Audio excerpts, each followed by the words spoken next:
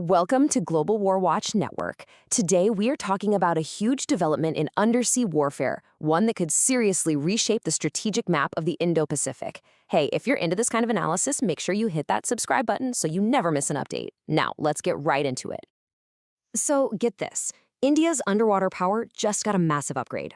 We're talking about a brand new 7,000-ton Silent Hunter that's about to hit the seas, and trust me, it's poised to really shake things up in the Indo Pacific. And this new Silent Hunter has a name, the INS Aridhaman. It's India's third nuclear-powered ballistic missile submarine. And from what we're hearing, this incredible vessel is in the final phase of its sea trials, which, means it's really close to officially joining the fleet. Now, why is this one submarine such a big deal? Well, the Aridhaman completes a trio. It joins the INS Arihant and the INS Arighaat, and having three of these strategic subs, or SSBNs, is a real game-changer. It means India can keep a nuclear deterrent at sea pretty much constantly, which is a massive boost to its strategic muscle. But listen, this isn't just about adding a third boat to the fleet. The Aridhaman represents a major leap forward. It's bigger, it can reach farther, and it's a whole lot stronger than the ones that came before it. A true generational jump. Okay, first off, let's just talk about the sheer scale here. The Aridhaman displaces around 7,000 tons.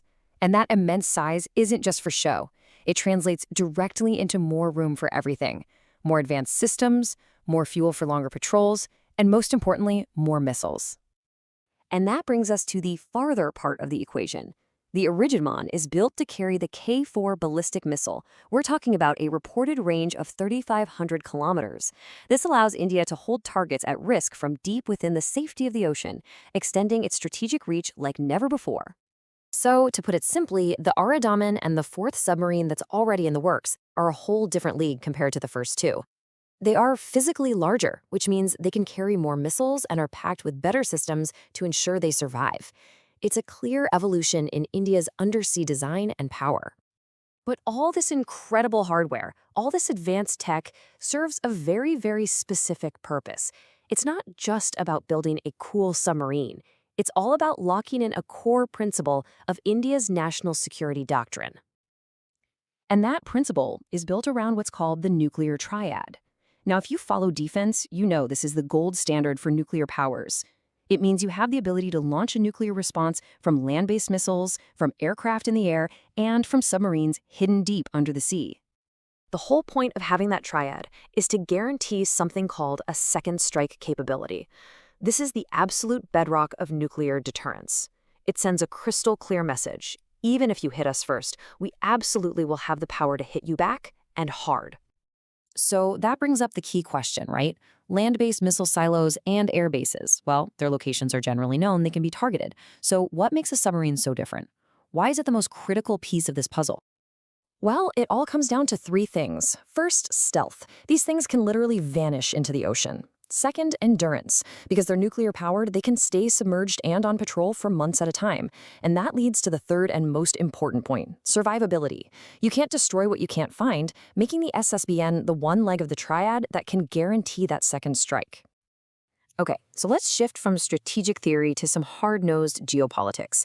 Because the very existence of a submarine like the Aridhaman operating silently in the Indian Ocean has massive implications for one of the most critical maritime choke points on the entire planet. I mean, just look at these numbers. The Strait of Malacca isn't just a waterway. For a country like China, it's an economic lifeline. Nearly 80% of its oil imports and over 60% of its total sea trade funnels through this one narrow passage. That creates a gigantic strategic vulnerability.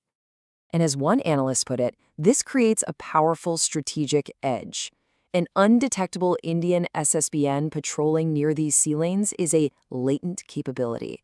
That's a great way to say it. It doesn't have to fire a shot. The mere possibility that it's out there completely changes an adversary's calculations. So you can imagine, in any kind of crisis, India's ability to deploy these silent submarines into the area just dramatically complicates things for any potential opponent.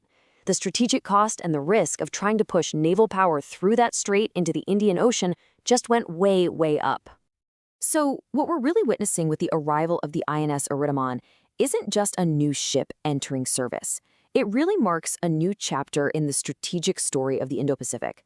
The balance of power is shifting, maybe quietly, but definitely significantly. And you've got to remember, this isn't the end of the story. India is not stopping at 3. A fourth submarine, which will probably be even bigger and more capable, is already under construction. This shows a real long-term commitment to having a powerful and permanent deterrent at sea. Which leaves us with the big, final question we all have to think about. As a silent fleet continues to grow, how exactly will the strategic map of the world's most critical region be redrawn in the years ahead? And that's all we have for today's Explainer. Thank you so much for joining us here at Global War Watch Network. If you found this valuable, please do us a favor and help the channel out by hitting those like, share, and subscribe buttons. It really helps. Now, we want to hear from you. What are your thoughts on this major development? Let us know down in the comments section. And hey, come continue the conversation with our community on social media. You can find all the links right there in the description. We'll see you in the next one.